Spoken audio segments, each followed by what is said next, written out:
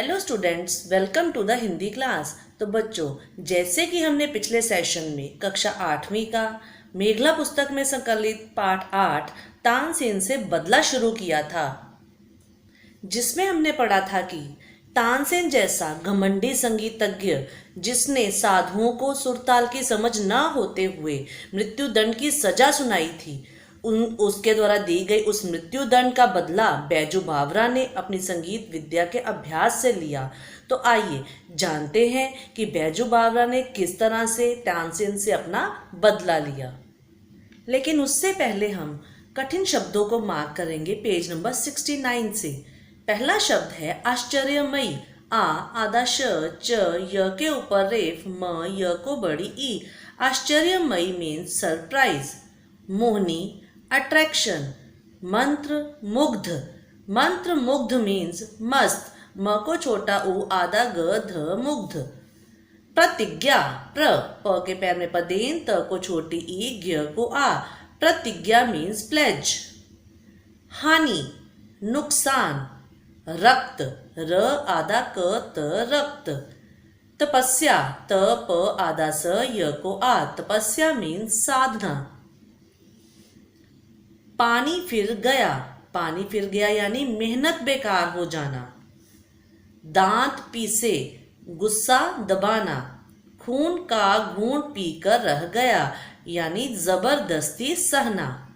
अगला शब्द है निर्द्वंद्व। न को छोटी ई द के ऊपर रेफ व के ऊपर बिंदी द के पैर में हलंत व।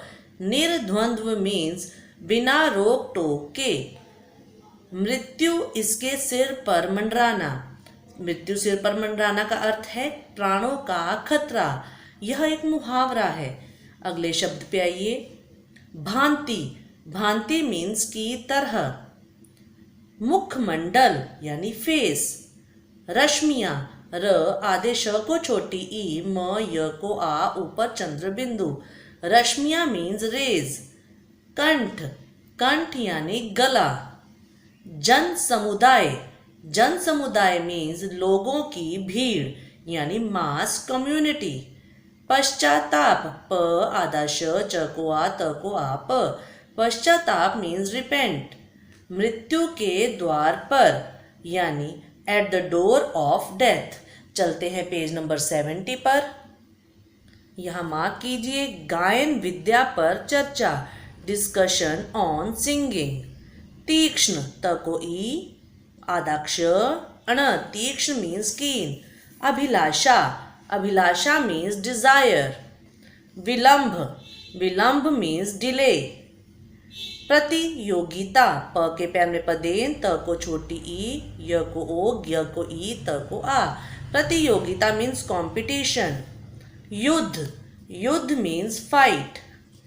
पराजित पर को आ परा ज को छोटी ई त। पराजित मीन्स हराना। रवि की पहली किरण के साथ। रवि यानी सूर्य, पहली किरण यानी अर्ली मॉर्निंग।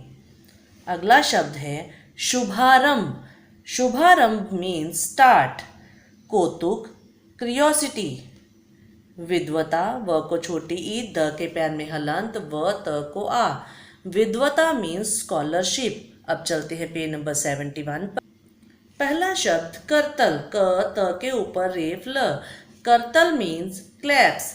झंकृत झ के ऊपर बिंदी क के पैर में री त। झंकृत मीन्स टू स्टार्ट प्लेइंग। निश्चल विदाउट मूवमेंट।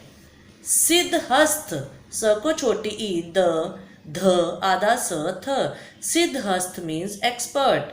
लज्जित ल आधे ज को छोटी ई ज त। लज्जित मीन्स अशेम्ड। मुखमंडल फेस। वायुमंडल एटमॉस्फेयर। लुप्त यानी गायब। अब चलते हैं पेज नंबर 72 पर। पहली लाइन में शब्द है अश्रुपूर्ण। अश्रुपूर्ण मीन्स आंसुओं से भरे। अश्र को छोटा ऊ प को बड़ा ऊ अण के ऊपर रेफ। निर्मम न को छोटी ई म के ऊपर रेफ म। निर्मम मीन्स क्रूर और क्रूअल CRUEL क्रूअल। निर्दोष। निर्दोष मीन्स इनोसेंट। प्रति उत्तर, प के पैर में पदेन, त को छोटी ई प्रति, य को छोटा उ आधा त तर।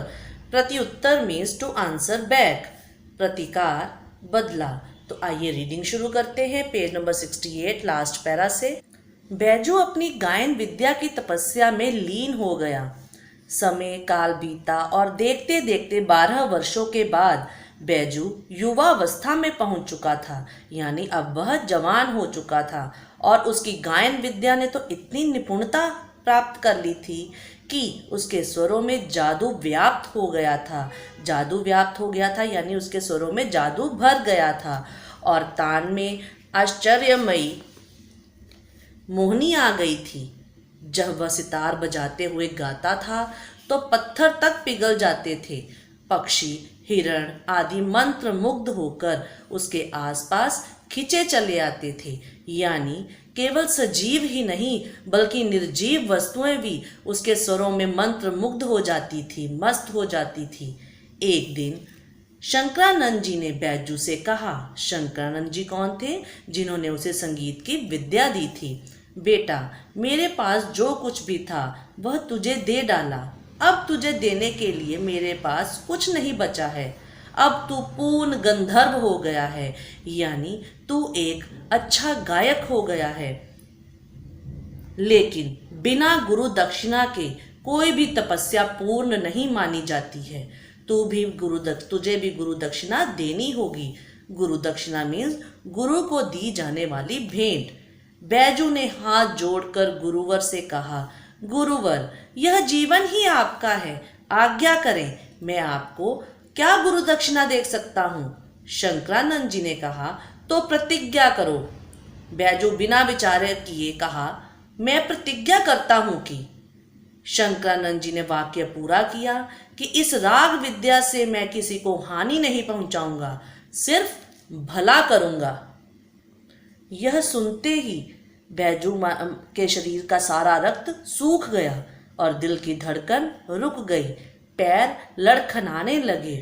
बैजू की ऐसी हालत क्यों हुई?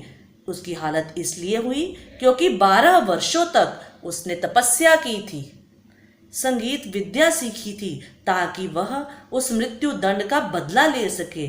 लेकिन शंकरानंद जी ने तो उससे प्रतिज्ञा ली कि वह किसी को हानि नहीं पहुंचाएगा। आगे पढ़िए। जिसके लिए उसने 12 वर्ष तक कठिन तपस्या की, आज उस पर पानी फिर गया, यानी उसकी सारी मेहनत बेकार हो गई। बैजू ने होंठ काटे, दांत पीसे और खून का घूंट पी कर रह गया। फिर बोला, गुरुवर, जैसी आपकी इच्छा। बैजू ने बिना मन के जबरदस्ती गुरु की इच्छा को माना। इधर आगरा की जमीन पर अभी तक किसी की भी राग अलापते हुए प्रवेश करने की हिम्मत नहीं हुई थी, लेकिन आज एक सुंदर नव युवक बिना किसी डर भय के निर्द्वंद्व रूप से आगरा के बाजारों में गाता हुआ जा रहा था। उसे गाता देख वहां की जनता, दुकानदार, राहगीरों और सैनिकों ने भी समझा कि इसकी मृत्यु इसके सिर पर मंडरा रही है। सिर पर मृत्यु मंडराने का अर्थ क्या है? यानी उसे तानसेन द्वारा रखी गई शर्त का शायद पता नहीं है। कुछ ने सोचा शायद इसे तानसेन की शर्त मालूम नहीं है, बता दें। लेकिन पास आते ही वे संगीत में इतने मंत्र मुग्ध हो गए कि उन्हें कुछ याद ही नहीं रहा। वे उसे बताना चाहते थे लेकिन उसके स्वरों के जादू में ही वक हो गए। यह समाचार पूरे आगरा शहर में तूफान की भांति फैल गया। सिपाही जैसे ही नवयुवक के पास हथकड़ियां लेकर पहुंचे, वे सब उसके संगीत में लीन हो गए। नवयुवक के मुखमंडल से तेज की रश्मियां और कंठ में स्वर की लहरियां निकल रही थी। जो सिपाही उसे पकड़ने आए थे वह भी उसके सुरों में मस्त हो गए। वे उसके मुखमंडल की सिर्फ देखने लगे। नवयुवक गाने में मस्त था और जन समुदाय संगीतमय होकर उसके पीछे पीछे हो चला था। लोगों की भीड़ उसके स्वरों में मस्त होकर उसके पीछे पीछे चल दी थी। जब एकाएक संगीत बंद हुआ तो जादू का असर टूटा। तब लोगों ने देखा कि वे उस नवयुवक के साथ तानसेन के द्वार पर खड़े हैं। लोगों ने दुख और पश्चाताप से हाथ मले और कहा, हाय रे, ये कहाँ आ गए? नवयुवक स्वयं मृत्यु के द्वार पर आ पहुंचा है। तभी तानसेन अपने महल से बाहर आए और अपार भीड़ देखकर आश्चर्य से नवयुवक से बोले, लगता है आज शायद तुम्हारे सिर पर मृत्यु सवार हो गई है, क्योंकि आज भी वे तानसेन एक घमंडी संगीतज्ञ ही थे। उनके मन में अभी भी वही विचार था कि शायद यहाँ कोई अच्छा गायक आ ही नहीं सकता। नवयुवक ने मुस्कुराते हुए कहा, जी हाँ, क्योंकि आपके साथ गायन विद्या पर चर्चा करने की मेरी तीक्ष्ण अभिलाषा हो रही है। तानसेन ने भी बेमन से कहा, ठीक है, विलंब किस बात की, अपनी इच्छा पूरी करो। तभी सिपाहियों का भी मोह भंग हुआ और उन्होंने नवयुवक को हथकड़ियां पहनाकर राज दरबार में अकबर के समक्ष प्रस्तुत किया, यानी अकबर के सामने प्रस्तुत किया। अकबर ने नवयुवक से पूछा, नवयुवक, तुम यहाँ किस उद्देश्य से आए हो, यानी तुम यहाँ किस लक्ष्य से आए हो? नवयुवक ने कहा, जहां पनाह मेरी तानसेन से प्रतियोगिता करने की अभिलाषा है। अकबर ने कहा, ठीक है, कल नगर के बाहर वन में तुम्हारा और तानसेन का गायन युद्ध होगा। यदि तुम हार गए तो तुम्हें मृत्यु दंड देने का अधिकार तानसेन को होगा, और यदि तुमने उसे पराजित कर दिया तो उसका जीवन तुम्हारे हाथ में होगा। यह नवयुवक कोई और नहीं बल्कि प्रतिशोध की भावना रखने वाला बालक बैजू बावरा ही था, यानी प्रतिशोध की भावना, बदले की भावना, जिसने 12 वर्षों तक लंबा इंतजार किया था। रवि की पहली किरण के साथ, यानी सुबह जल्दी जल्दी आगरा के बाहर वन क्षेत्र में गायन प्रतियोगिता यानी सिंगिंग कंपटीशन का शुभारंभ हुआ। बैजू की प्रार्थना पर आगरा की जनता को भी उसके जीवन और मृत्यु का कौतुक देखने की इजाजत दे दी गई थी। इतने कम समय में ही लोगों के दिलो दिमाग में बैजू की विद्वता की धाक जम गई थी, यानी इतने कम समय में ही उसके सुरों का जादू लोगों के मन में चढ़ गया था।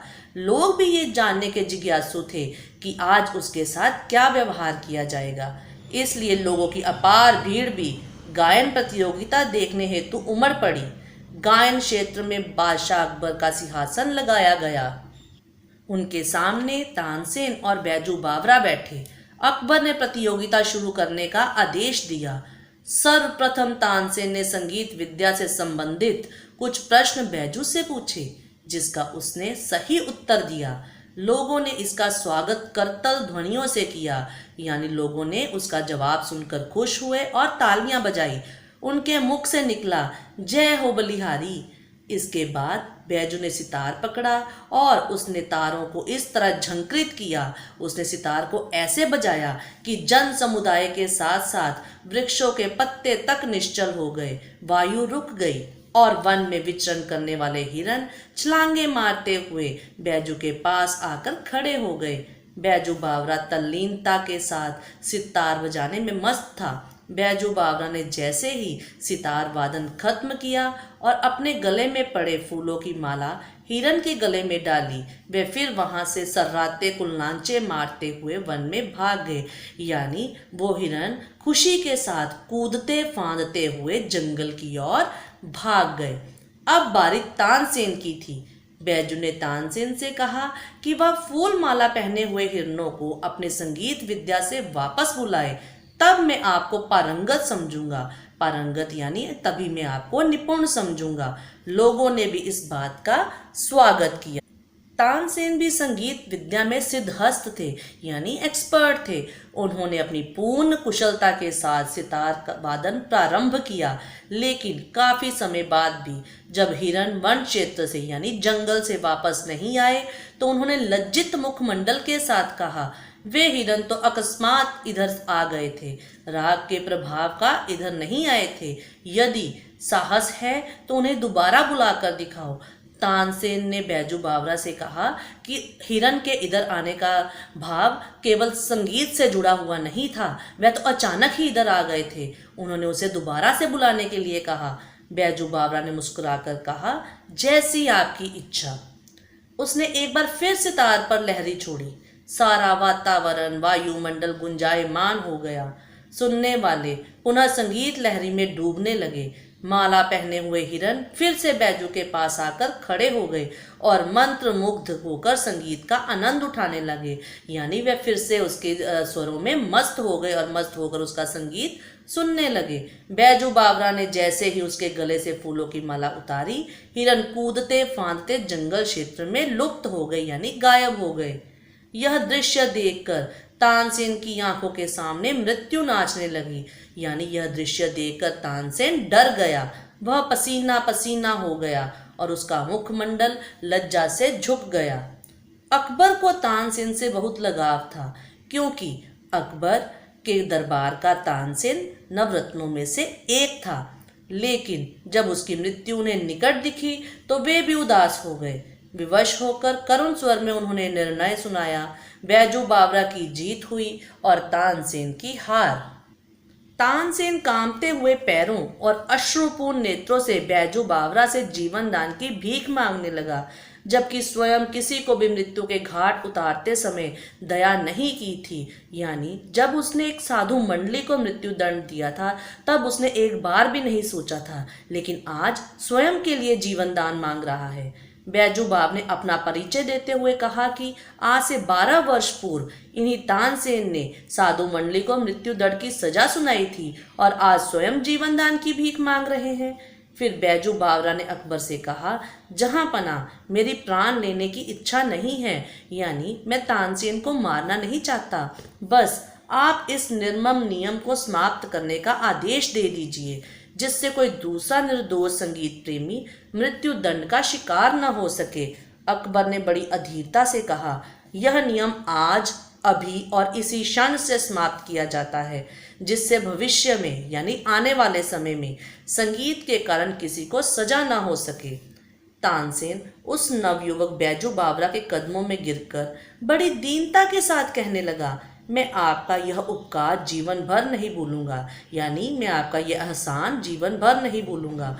बैजू बावरा ने इसके प्रति उत्तर में कहा, यह उपकार नहीं है, यह मेरा प्रतिकार है, यानी मैंने कोई एहसान नहीं किया बल्कि अपना बदला लिया है। मैंने आपके घमंड को चकनाचूर किया है। 12 वर्ष पहले आपने जिस साधु मंडी के प्राण लिए थे, यह उसी का बदला है। तो बच्चों, आपने देखा कि बैजू बावरा ने बिना लड़ाई झगड़े के, बिना किसी शस्त्र के, अपनी संगीत विद्या द्वारा ही एक घमंडी संगीतज्ञ तानसेन के घमंड को चकनाचूर किया। तो इससे हमें यही सीख मिलती है कि हम बिना लड़ाई झगड़े के अपनी विद्वता के साथ भी अपनी बात को मनवा सकते हैं। तो बच्चों, ये था आज का सेशन। अब आप इस पाठ को अच्छी तरह दोहराएंगे और इसके कठिन शब्दों को भी रिवाइज करेंगे। अब हम अपने अगले सेशन में मिलेंगे। धन्यवाद।